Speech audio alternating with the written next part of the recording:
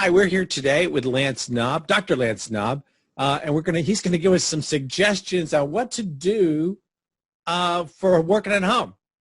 Dr. Knaub is a physical therapist, and I'm gonna let him tell you more about him. So everyone right now, we're in the middle of, the coronavirus outbreak, and everyone is working from home, including the students and children. So I was just telling Steve in our pre-interview conversation that as a physical therapist, we're considered essential. And I was actually treating this week, and we're on day 9 right now of homeschool. So we're really seeing... Is that true? Yes. Is it really been 9 days? Yes. Wow. Tomorrow is Friday, which will be 2 school weeks / work weeks of children and parents trying to work at home with children. So it's been interesting. And I know you have an 8-year-old that you're also helping to continue their education and be productive at the same time. So it's fun. He was excited today when he heard I was doing a podcast this morning. Oh, very cool. It means, I don't have to do any schoolwork. Oh, nice. Well, I was able to manage language arts, social studies, and math before this podcast, so I'm feeling productive that my 8-year-old Sierra has gotten a few things done. That's cool. So with posture, now more than ever, because we're all on technology even more right now with our devices, and even when we do have commutes, that's another situation where people are in these what we call flex postures in the physical therapy world, where it's easy to be bent forward. So with good posture, many of you probably heard of tech neck. We really want to maintain the normal curves of our spine. So if you look from the side, you want a curve in your neck, the opposite curve in your mid back, and the same curve as your neck in your low back. So it should be a series of curves. When you become like a C, that's when you know you're in the wrong position, okay? And that really puts additional stress on all the structures, your discs, which are between the bones called the vertebrae, and your joints have less space for the nerves. Even just yesterday, right now, it's a real test to see who really has the most significant problems, because right now, people coming out for physical therapy, they're in a lot of pain if they're willing to come out during the coronavirus, and 80+% were spine problems right now, which was interesting to me, especially because so much of this is in our control. So I'm glad we're talking about this. So I recognize when I'm doing it. Yeah. Like if I'm driving, I definitely notice, I'm like hunched over, and I'm sure I do it at my desk. I'm leaning forward. I'm leaning to the computer. I'm leaning to what I'm writing on. How do you mentally think about that? So I'd like to teach everyone my favorite posture correction exercise, which actually becomes habit changing.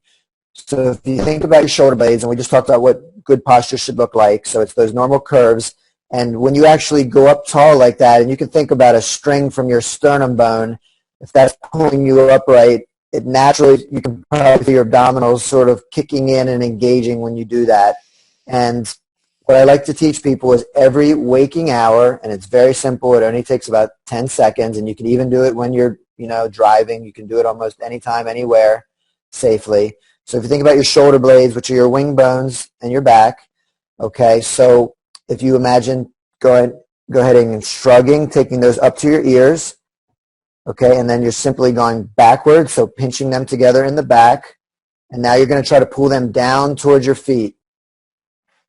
Okay, and if you do this 10 times every waking hour, and when you're done, you try to keep your shoulder blades down and back, your slow twitch muscle fibers will start to get in shape, because it's very easy, as Steve, as you just said, to roll forward, be over our technology, get tech neck, and so on. So we have to actually, first of all, put ourselves in good position and then make those muscles work over long periods of time, because those muscles are mostly endurance muscles, slow twitch fibers. So it's different than doing an exercise you might think of, like a row or a push-up or a bench press. Yeah. The muscles are contracting in a short period of time, and that makes them in shape. These muscles need to do specific work for them. We call it specificity of training, so it's longer periods of time. And then we're all going to lose it over the hour. But definitely if you do that every waking hour, pretty soon those muscles will get in better shape and you'll correct yourself. So let's go through that again. Okay. Right? So we're sitting here. I'm sitting here at my desk. So very simple, yeah. So get at your desk or wherever you are, sitting or standing. Make yourself tall. Get those 3 curves. Really pull your chest bone, your sternum bone up to the ceiling. You'll feel your abdominals naturally engage when you do that.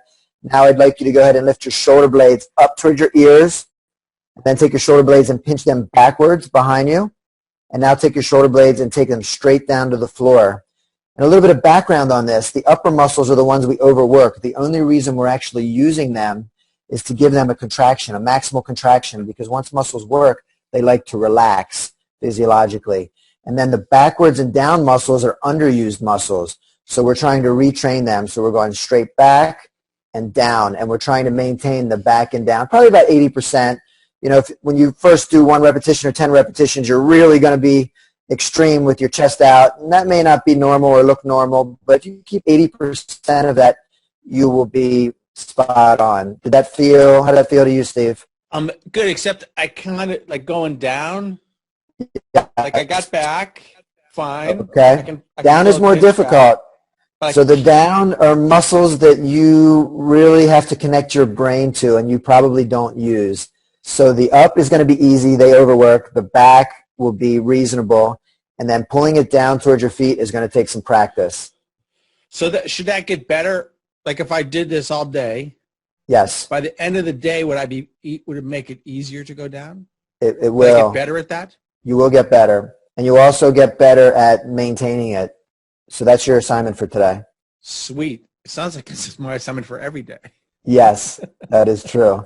And you're not the only one. And, you know, it's funny, this morning doing my, homework with my 8-year-old, we were talking about posture with her, as a physical therapist, I can't help myself and she knows it. And, one of the things I want to share with the audience today is, I recently wrote a book, which I'm excited to share. And I'm going to, have a really special offer that I'd like to share with your audience. But part of the book is on posture. And long story short, even when she was 7, she said to me, and this is in the book, she's like, Daddy, when I'm in school, my hands and feet are getting tingly and numb sometimes. And, and I asked her more about it, couldn't quite figure it out. But then, a few weeks later, we were waiting for my son at an activity. And she said, Daddy, it's happening again. I just looked at her, and she was in the chair beside me, like curled up like a C in a ball. And my point is, even a 7-year-old, supple, young, healthy, perfect anatomy body was having, nerve symptoms because she was making a lot less space for her nerves and all her important structures. So it can happen quickly. It can happen to anyone of any That's age. Cool. So can you do it sitting down or standing up? Correct. That exercise, yes. And your feet can be on the floor or not? Yes. Okay. That's awesome. Yeah. What a gift. Oh, well, thank you. I'm glad you enjoyed it. Yeah, I hope people try it and people can reach out to me if they have any questions on it. I'm definitely going to try this because this is a couple years ago. I had a doctor. I was doing my annual physical, and the doctor just casually mentioned that, I was losing muscle tone in my shoulders, which I'm going to guess it's related to what you're talking about. Did the doctor think that it was from your neck, or did they think it was a shoulder problem, or they weren't quite sure? It wasn't like he was worried about it. He just said, it looks like you're losing a little muscle tone. Okay. And that was it. Well, the beauty of that with my background as a physical therapist and personal trainer is, with age, naturally, our body declines. We lose muscle, and most of of our body actually declines. However, the good news is we can actually offset that with exercise. And the perfect recipe for exercise, it should include some strength training, some flexibility, some cardiovascular, some balance and proprioception. Previously, they recommended that for people over 65, but now they're recommending all ages. So we'll talk about that as well, Steve. We'll have to make sure you have a balanced exercise program. Yeah, that's cool. Definitely. It's funny because I noticed with my grandson, who's 8, he's doing basketball this winter, and they did a balancing. When they're warming up, they actually did a balancing thing where they stood on one foot and then they stood on the other foot and tried not to fall over, and a lot of kids couldn't do it well. Okay. Which, I don't know, he was able to, but he also does some other things.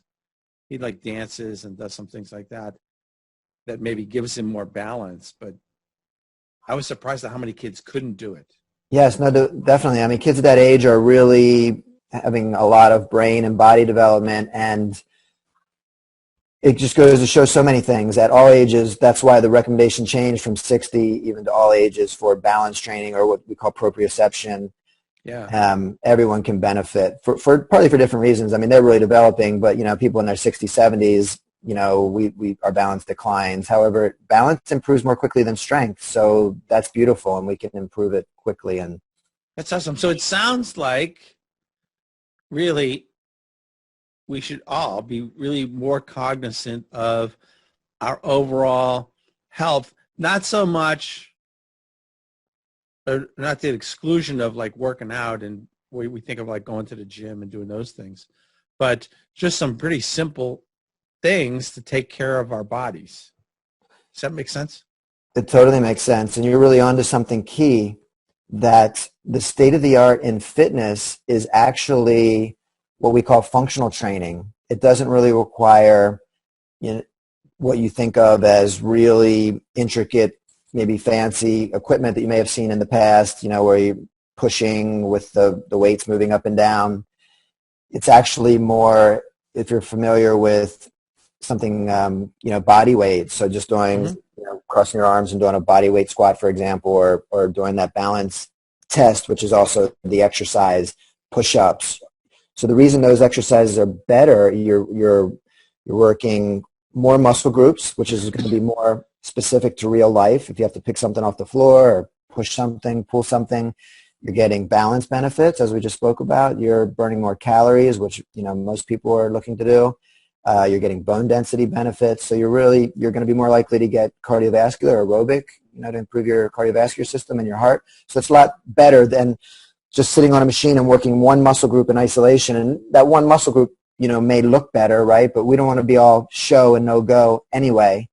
So bands, balls, body weight are really the state of the art in fitness. And I guess that ties into right now during, the coronavirus, because another gift that my company is doing is trying to really help keep people healthy, while they're sort of trapped at home. Sure, yeah. While you're, I just was saying, I haven't been outside. I don't know. I put the garbage out, so I was outside. But other than that, I haven't been outside in a couple of days. Right. Luckily it's springtime, but yeah, it's very easy to put together a good exercise program with very minimal equipment. Sweet. Now, are we going to learn how to do that? Is it in your book?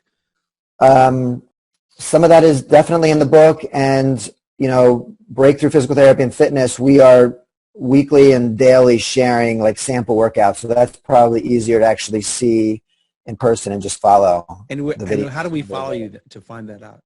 Yeah, so breakthroughphysicaltherapy.com is our website, and our socials are all connected right to the website. Okay, cool. So we'll come back to that, but that's cool. So how did you get into being a physical therapist? Great question. I guess I knew that I wanted to do healthcare, and I didn't really know about all the options, so I started out as a pharmacy student. And I guess what I didn't fully appreciate was that I really disliked chemistry. So it wasn't a perfect Me too. It was not a perfect fit. So I was at Rutgers, and I was in the pharmacy program, and then I was undeclared in science and maybe pre-med, and luckily a friend of mine said they were volunteering at Robert Wood Johnson, and they in the physical therapy department, and I was like, oh, what's that? And I went and checked it out, and I fell in love immediately, and pursued that track. And my wife and I started our own physical therapy business in 2004. So it's been 16 years, and it's been an incredible experience. We love the profession, and it's such a a noble profession and giving and helping people have their health. And uniquely, we combined it with fitness, as we've been talking about. So, not many places really under the same umbrella bring physical therapy and fitness together. So that's one of our unique differentiating factors. And, just a little bit more about me. So I've, over the 16 years, really fallen in love with coaching and developing people. And we have a really incredible team, and I've been able to work with our leaders and our best people, and they are, wearing all the leadership hats in our company. So they've been running the company. So since 2018, I've been able to explore my, additional passion of helping other, leaders and entrepreneurs to stay healthy while they're growing an organization, kind of, connecting the dots with my background as a, physical therapist and a personal trainer. And my book is on exactly that. So I want to really share my message and all the mistakes and the painful experiences that I had during my, 14 years of being the operator and 16 years now in business with other entrepreneurs. So hopefully they can, get through their. Yeah. So what was one of those painful things? Wow. Would you mind sharing one? Of course not. So many. Let's see where to begin. I mean, I guess, right now it seems relevant. The disaster relief program just went through at 2 a.m. this morning. So, many small businesses are completely shut down right now. And, fortunately, breakthrough is considered essential. So we are able to operate in some capacity. So I have some experience with cash flow management from just times in our business. So I'll share, a time earlier when every part of our business machine was operating well. However, it only takes one part to break for any small business to be in trouble. And for us, it was the accounts receivable department. So that broke. And even though we were growing nicely with our visits and, new patients were coming in, all those things were happening, we just weren't collecting money. And that is extremely stressful. The business depleted its savings and our personal, savings were depleted. And, it's incredibly stressful, similar to now. Like small businesses are going to have to rely on some other resources. So, you have to really go day by day when things are hard. And you also have to, we had to have hard conversations with landlords and other people, just really decrease our costs and slowly try to get to the root cause of the problems with our accounts receivable and collect old money that hadn't been paid and make sure that the visits today, we were doing all the proper things so that we could finally start to get some traction and go forward. That sounds like a kind of a common problem that businesses have. At that point in time, were you set up to know that it was your accounts receivable? Like, it sounds like an easy problem. Yes, and it's very common, especially in healthcare where you have insurance companies paying the bills. So it's not like I sell an apple and I get paid for an apple today. So there's a lag time. So even in best case scenario, there's, approximately 30 days until you receive your payment. Mm-hmm.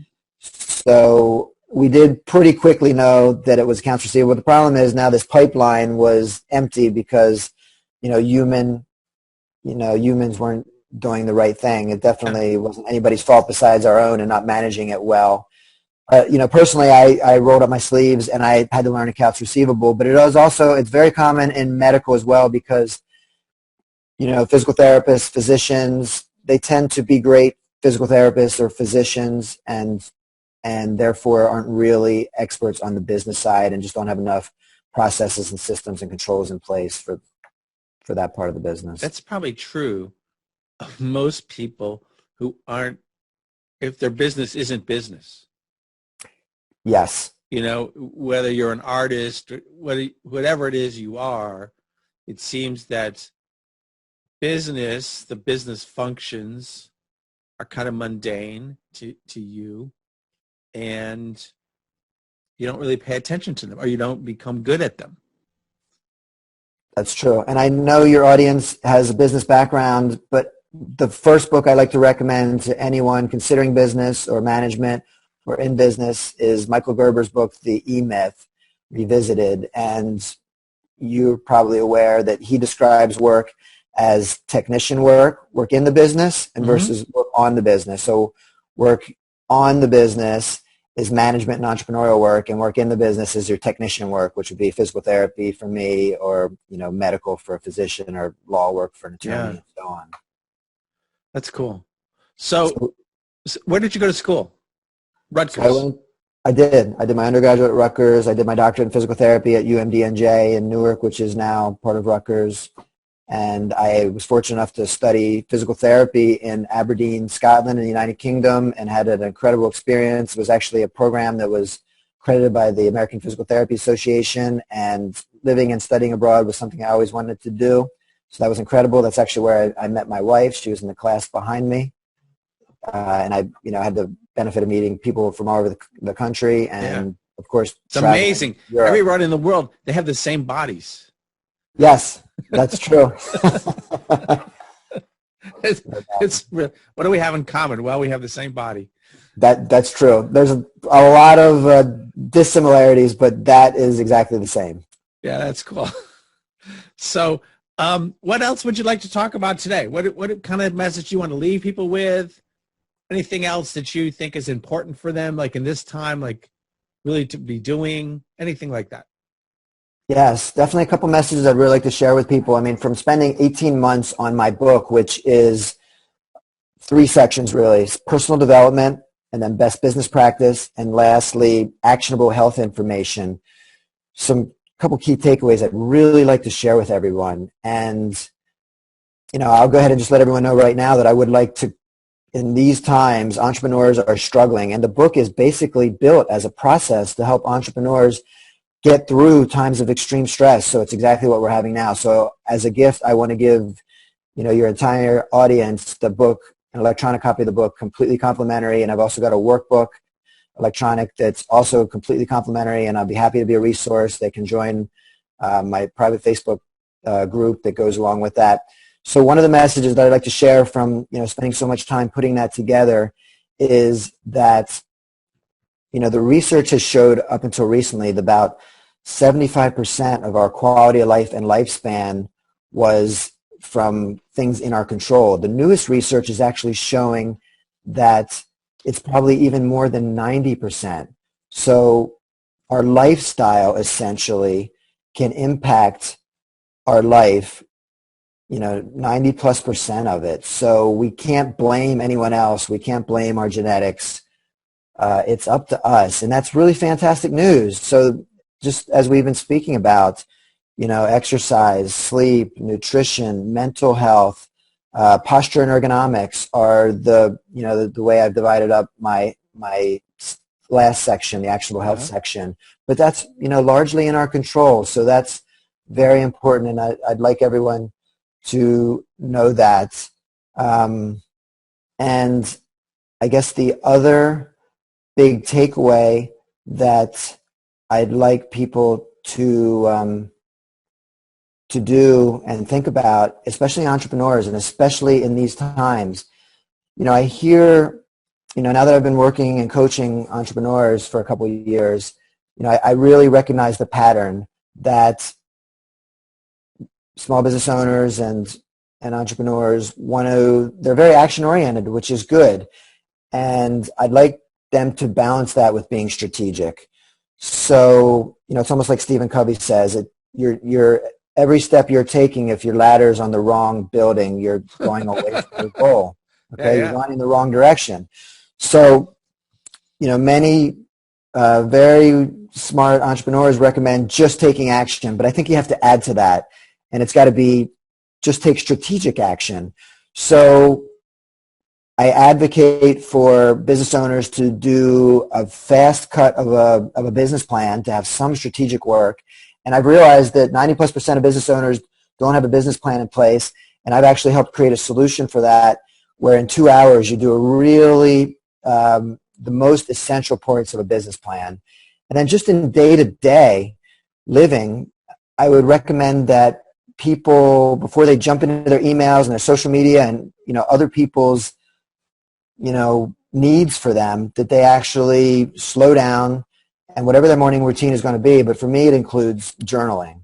And part of my journaling process is to, do my gratitudes and do prayers and affirmations and so on. But I also list my big boulders, and I just kind of decompress, put it all on paper, and then I reorganize it so that I am going to absolutely make progress in my top 2 or 3 priorities, or what I like to call big boulders for the day. And then all the other work, I'll fit in on breaks, and, connecting this with what we spoke about posture. There's something called the Pomodoro technique, which recommends like 25-minute blocks. But you can modify that. Personally, I do 50-minute blocks, and that works out perfectly because then every 50 minutes I'm going to get up and move my body so that I don't have these posture-related injuries and problems we've spoken about. So the point on this is really just to be strategic. Try to be strategic with your business right now to survive in really unprecedented times, and even on a daily basis. Combine a little bit of strategy with action so that you make sure you're getting the right things done. Cool. That's very cool. And so let me ask I'm going to ask a question. It's going to take us back a little bit, right? Okay. So someone who's starting out, who hasn't been doing any of these things, right? Doing nothing, and they want to get going, they obviously can't jump to the end right away, right? Correct. How does someone start? How does someone begin? So what I recommend, this is fantastic, I'm glad you asked this, is I'm a big believer in step-by-step processes, and things have to be done in a certain order. Timing is very important. So I'd recommend taking advantage of my book, because I think you have to look at yourself first, and you have to define and decide what your core purpose is, what your mission is. That's the first chapter and first step in the process. And the whole first section are several personal development exercises. So you really have to do that first, because you can't build a business that's going to support you and then build a life that's going to support you unless you've really been introspective and done some deep thinking. So I recommend that first. And I really was meticulous about the order of putting together my process so that it could help somebody who is overwhelmed. Really, this is meant to be the solution for people who are overwhelmed, overstressed. That's cool. That's very cool. I think our time is just about up. Okay. So what, like you said you had your book you wanted to share. Yes. So what were those? How do people get a hold of you? 1, and 2, the things that you wanted to share. What are the links to get those? Like that. So people can reach me at Dr. Lance Knaub at Denali Consulting Team. Okay. And Denali, like the mountain. Correct. Yes. And people can reach me at Dr. Lance Knaub at DenaliConsultingTeam.com. Okay. Cool. Excuse me. So the link, I have a specific link for the free book. It'll actually be DenaliConsultingTeam.com/HTW for Harness the Web. Cool. That's very cool. Thanks. That's a very generous gift. Thank you. I really hope that people take advantage of it. I know people need some guidance and almost like a Sherpa. And if you go to the 4% Breakthrough private Facebook group, I will bring you in, and you can have me as your guide to help walk you through the book. And also, we're building a community of people who want to be better personally and want to make their business better and want to make their lives better. So it's more than just the book, and it's been fun kind of, being a resource for one another, especially during such a difficult time right now. Yeah, it's a very generous, it's really, I know just for myself, it's very generous what you're offering. Thank you. Right, to help people get out of wherever they are.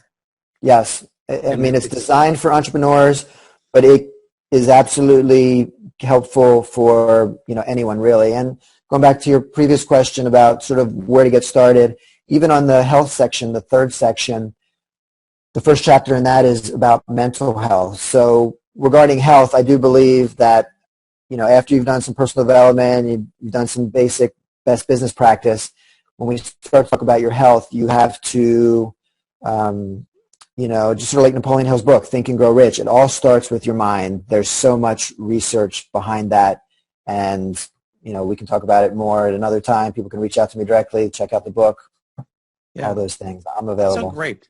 Thanks so much for spending an hour with us this morning.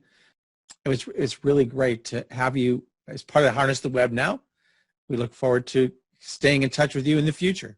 Steve, can I just say one thing? I really appreciate what you're doing right now with this, with your podcast and your focus, because one thing we didn't get to talk about now more than ever with the internet, I had a patient yesterday who's in IT, and they said that the internet is passing the test. No one knew now that all schools and all businesses have moved online whether it would hold up, and it is. It's working. You and I earlier this week, had a little bit of technical difficulties, and the internet may be slow at times, but it's holding up and it's working. And really, what you're doing, helping entrepreneurs and leaders use the internet and technology, it's a whole new world with businesses, and it's really essentially what I've done with Denali, with my new company. I'm trying to create a business now that's not brick and mortar and that can help more people, and I can help them from anywhere in the world. And so many people do want to have lifestyle freedom and geographic freedom and, of course, financial freedom. So, using the internet is an important part of that, and really probably the only way to accomplish that by using, the web and today's technology. So thank you for sharing this with everyone, and your podcast is delivering some really great information. Yeah, thanks so much. For me, one of the things with the internet is that it opens up the world to people. And whether you're 7 or 8, and it opens up how do you go to school, and hopefully like the education system, which sometimes falls behind a little bit, takes advantage of this and really moves forward with what they're doing. Everyone takes advantage. Like all the areas that we're falling behind in terms of using the internet, hopefully they see that there's advantages to them and going forward. Everything from, hey, you can order your meal on your phone before you show up at the restaurant. It's amazing what you can do today. So, absolutely. Yeah, thanks so much. Totally new world. Yeah, my pleasure. And we'll definitely keep in touch and talk soon. Looking forward to talking to you when we're beyond this current situation. Yeah, thank you so much. Absolutely. Okay, take care, Steve. Thanks. Bye.